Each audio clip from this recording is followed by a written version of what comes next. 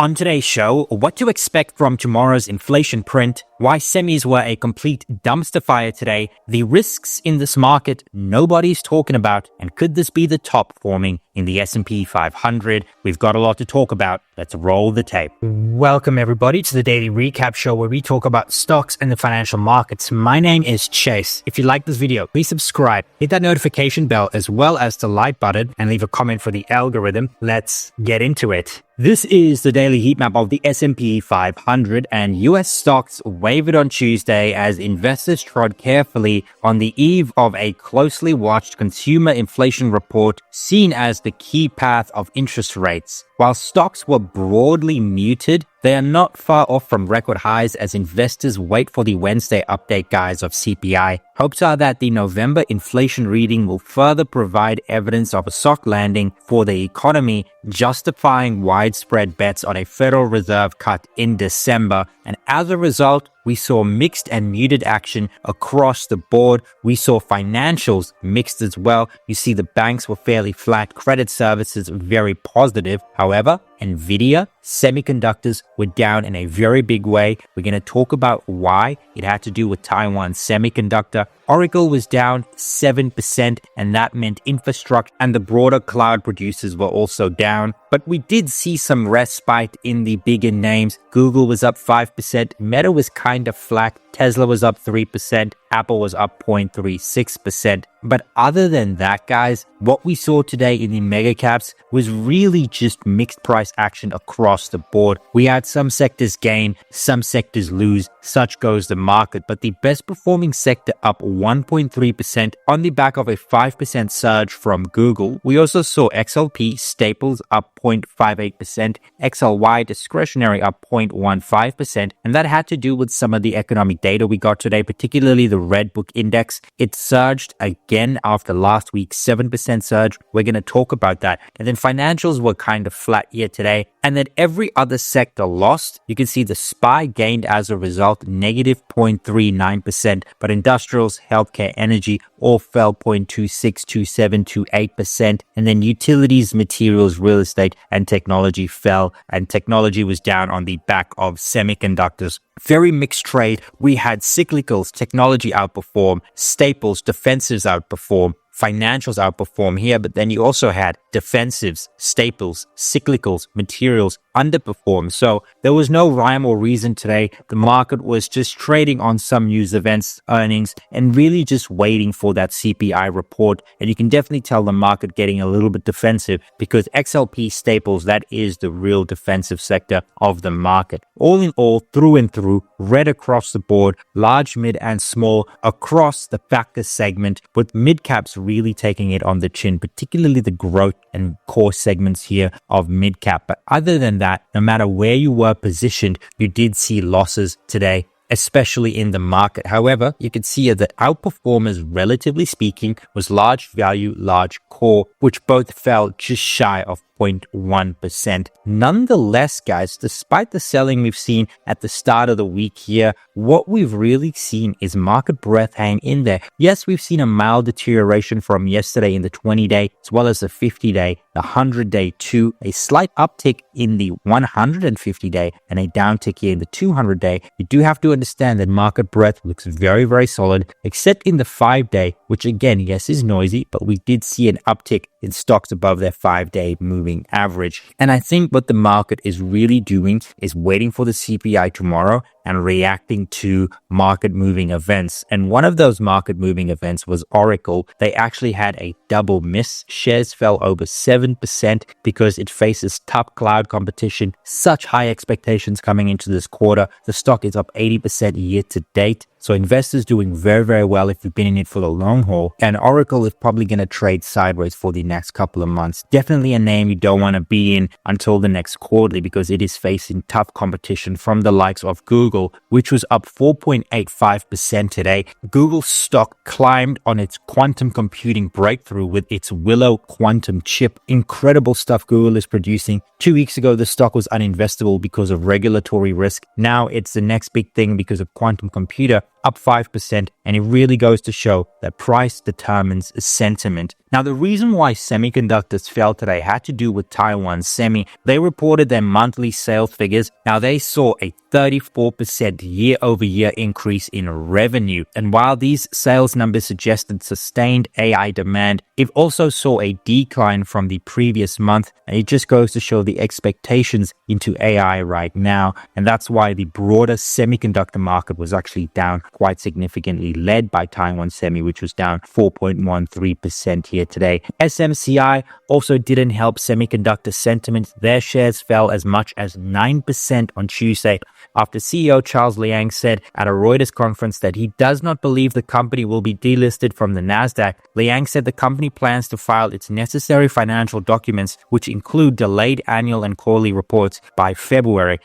These documents should be released like today. I don't know why he's waiting 2 months, and that is why the stock was down, 7% here at the close. Now, the stock is still up 45% from the start of the year. And guys, all in all, right, if you're inside this name, you just really have to brace the volatility. There will be ups, there will be downs. And you do have to also face the risks that this stock could be delisted. So tread carefully with this name. A massive market mover today was actually Walgreens Boot Alliance, up 18% at one point, nearly 20% on the day. And the Wall Street Journal reported that the company is in talks to sell its private equity firm, Sycamore Partners. According to the outlet, the deal could be completed next year. Now, I don't know why this company has a private equity firm. It's very clear the street didn't like Sycamore Partners, and to see them sell it off, really, really good. It also means that the company's getting leaner, and that's exactly what you want to see, especially when this company is facing like structural problems in the pharmacy and retail space. And it's down close to 80% from its highs. The street liking what they're seeing, and hopefully this could be the start of a recovery for Walgreens. In other market moving events, guys, the reason why we actually did see retail stocks do really, really well today had to do with the Redbook Index. It's like a weekly retail sales figure, very similar to what initial jobless claims is for the jobs market. The Redbook Index is for retail sales. You could see an increase here of 4.2% month over month from the same week in the prior month. The last week, which was,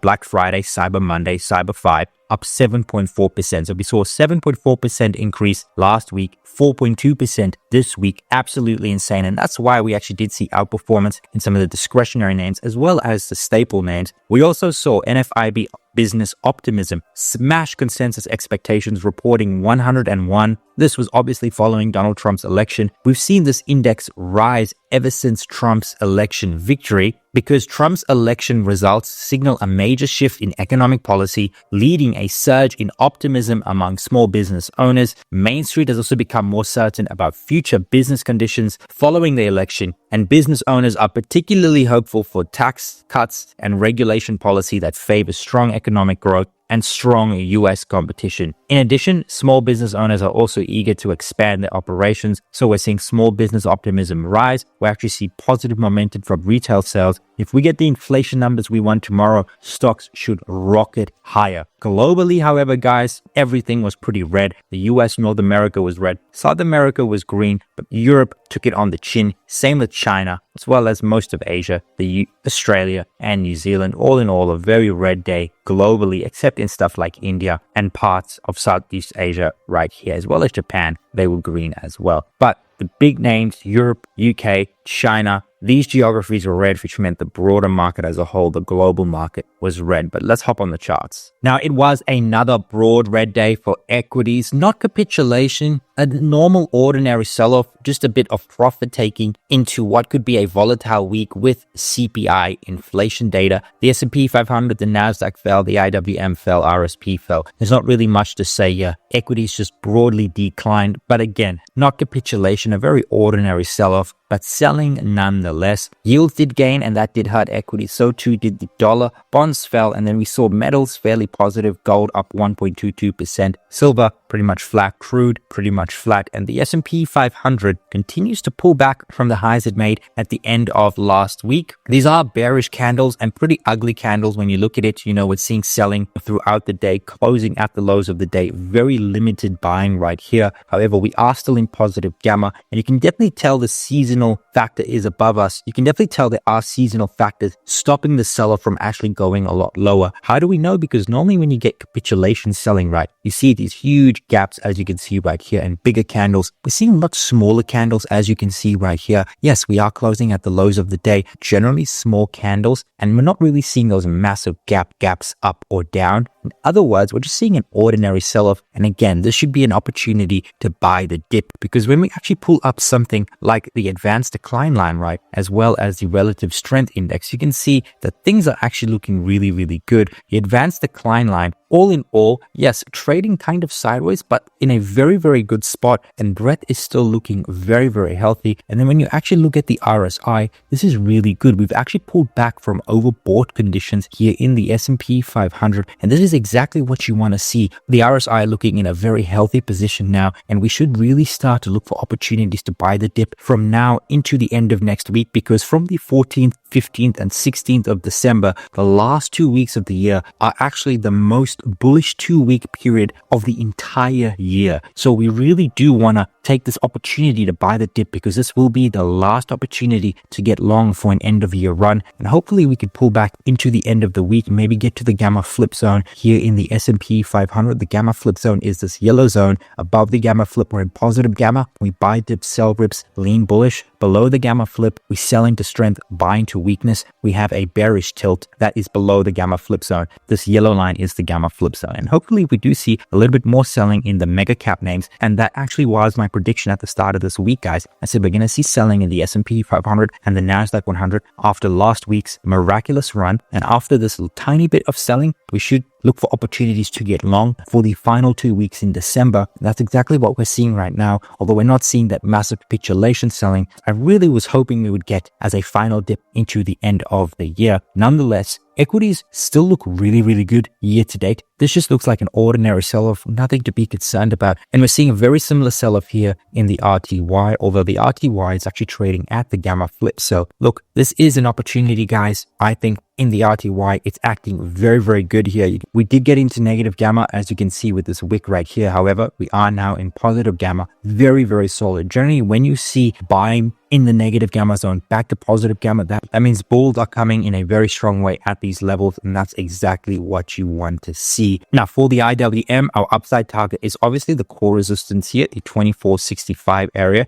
That's exactly what you want to see. And if we do actually see a couple closes below, then we could target the put support, which is a 2320 level. However, when you do look at the Russell 2000, guys, what we really see, that's a 52-week high made very, very recently. So we're seeing higher highs, higher lows, 52-week highs, and another higher low being formed right here. If we were to put in a low and rally up, break these highs, that would signal trend continuation. However, if we do break down here and find support at the put support, that would also signal trend continuation, assuming we go ahead and actually break these levels right here. So the IWM in a very good spot, because if it actually continues to further decline and stays above this level right here, stays above this low, that would be a higher low and trend continuation. So, there's room for the Russell 2000 to move down and still be in a very good spot. However, I do see this where we are right now as an opportunity, because we are at the gamma flip zone. Looking at the RSP, down another 0.67%. I think looking attractive right here for a definite rally. This is a very solid place where you do want to get in at this line right here. It's where we actually put in this high right here. Saw a bit of consolidation right here. And generally speaking, you can see resistance becomes support. And if we find support right here, that would mean we probably go onward and upward.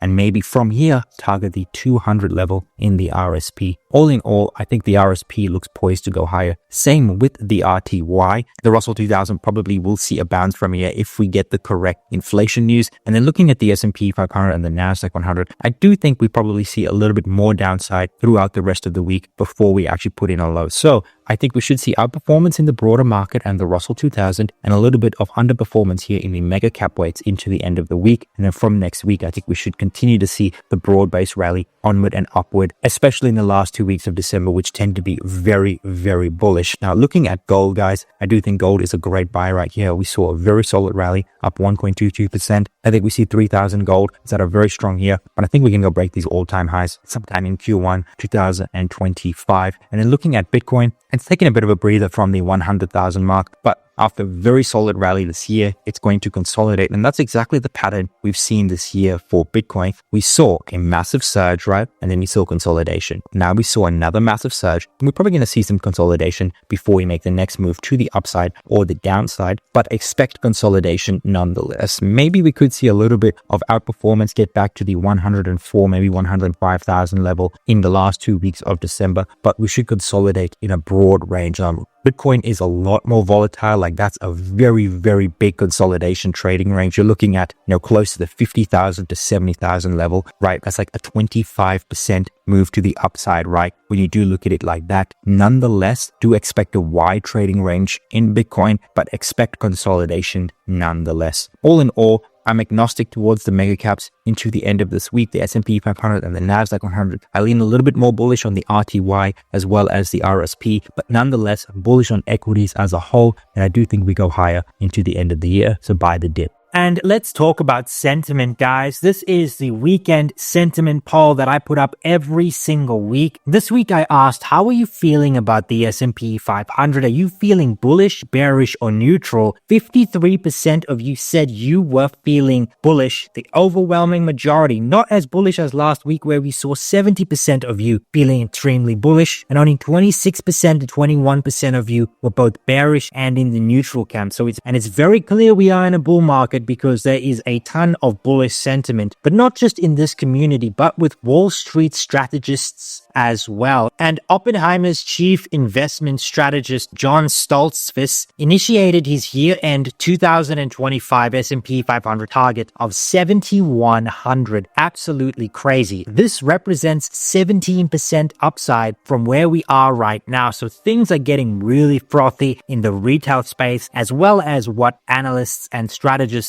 are predicting for 2025. In the year and now and in the next year, we can actually see very bullish momentum. Deutsche Bank, Yardeni Research, Wells Fargo, and Oppenheimer all have 7,000 plus price targets. And then we even have some of the less bullish contenders, which is 10% upside from where we are right now. HSBC, BMO, Bank of America, RBC Capital Markets, Barclays, Morgan Stanley, Goldman Sachs. And the least bullish out of all of these is Citigroup and UBS with a 64 and 6,500 price target, which is about 6 to 7% upside from where we are right now. So even the low end of the range sees very bullish momentum into 2025. And with the targets we just saw between 6,500 and 7,000, that is a very crowded and tight window, relatively speaking to history. In fact, this is one of the tightest consensus bands in the start of any year on record. The last 2 years that began with such tight target windows was 2017 and 2008. And in 2017, the market finished the year well above even the most bullish price target, which was about 2680 versus the range of about 23 to 2500, as you see right here. And when it came to 2008, of course, the GFC rocked the market and sent the S&P 500 down to about the 900 point range versus the average price target of about 1500. What does this tell us? Looking at history, a tight consensus is usually wrong. We are either going to blow past to the upside or blow past to the downside. Either way, guys, expect fireworks and volatility. And the question remains, is the mild optimistic consensus more likely to be too bullish or not optimistic enough? That's what we're going to contend with in 2025. But if you're just thinking of buying the S&P 500, there's certainly places where you can extract more alpha. And this is investment themes I like for 2025, where I believe you should put your money. And to be honest, when it comes to equities, I think the equal weight, ticker RSP, S&P 400 midcaps, and then AI phase 3 companies with the potential to monetize AI primarily via software and IT services. Okay, these includes companies like Microsoft, Salesforce, CRM, Meta. These software and IT service companies are really going to benefit over the next year, and they're not quite as richly valued as some of the semiconductor semiconductors. So all in all, I do like this in terms of broad-based equity exposure as well as AI names. Still think that secular AI trend will continue. When it comes to value opportunities, I like materials and utilities, European telecoms, as well as European real estate, US REITs. Internationally, I like Japan, I like the UK, European companies exposed to the US, stuff like LVMH, ASML, and I also do like China, especially with the stimulus news we just saw. And then when it comes to income, I do like SPYT and GIAX. These are more actually alternatives in my personal opinion. If you're looking for straight income in terms of actual bonds, I do like AGG. That's just a aggregate bond index. I've done due diligence on these names, and in terms of these like covered call ETFs, these two are the best, and I think they'll do very, very well. They avoid the NAV erosion and pay 20% plus yields on both of them. In fact, I think these two right here can actually outperform pretty much everything on this list, maybe except for AI phase 3 companies and maybe S&P 400 mid-caps. Now, let's switch gears, guys. Actually talk about the fundamentals, because at the end of the day, this is what really drives the market year on year. We're going to look at Q4 earnings growth rate expectation, which is the next earnings season that just starts a couple of weeks. In January, we kick off Q4 earnings. For the S&P 500, the expectation is for 11.9% growth. We've seen massive down revisions because just on September 13, we were expecting mid-teens growth, now expecting about 12% growth. The best performing growth sector is going to be financials, comm services, and infotech. But financials, look at that growth, 39%, absolutely crazy. The worst performing sector continues to be energy, down 23%. Energy, industrials, and staples really weighing down the overall market. And if we actually have a look at revisions, we can see a very clear trend. Since September 30, we've seen up revisions in communication services. We've seen pretty much flat revisions here in financials, and then every other sector has seen down revisions. Stuff like technology, real estate down 0.7, 0.3%. The sectors with the most revisions, energy, materials, double-digit revisions since September 30. That probably has to do with the price of oil as well as tariffs. So the market really trying to price in a lot of impacts, materials, energy, commodities, and that's why we're seeing materials and energy have the most down revisions. We also see healthcare sentiment not looking too good. Industrials seeing negative 6.3% revision. For those of you that don't know, let's say earnings is expected to come in at $100, a negative 7.4% revision would mean you'd see earnings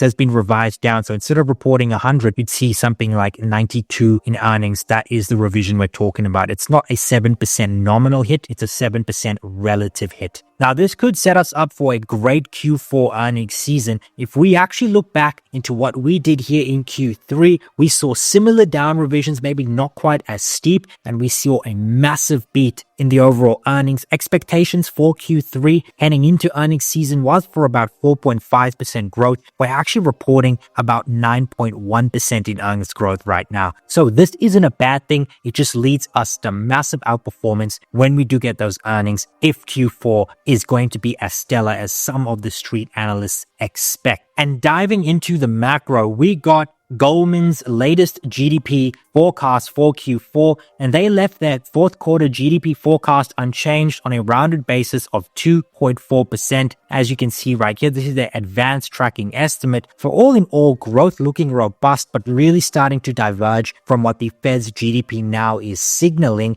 At the same time, however, wage growth among the smallest US businesses accelerated in November for the first time since early last year. And this is both a good thing and a bad thing. Great for the consumer because they have more money, more disposable income, more employee compensation to dispense this holiday season as well as into 2025. However, higher wages do impose inflation risk, and I believe inflation risk, or a Fed policy error, which we will see through inflation risk, is probably the biggest underpriced risk to stocks in 2025. And while the term premium is modest, given the changing policy matrix amid a strong economy, RMS expects in the new year for yields to move to 4.5% with a risk of a move to 5% or higher as the economy responds to lower taxes, increased spending, higher wages, and a stronger dollar. So this is the risk. The risk right now is higher inflation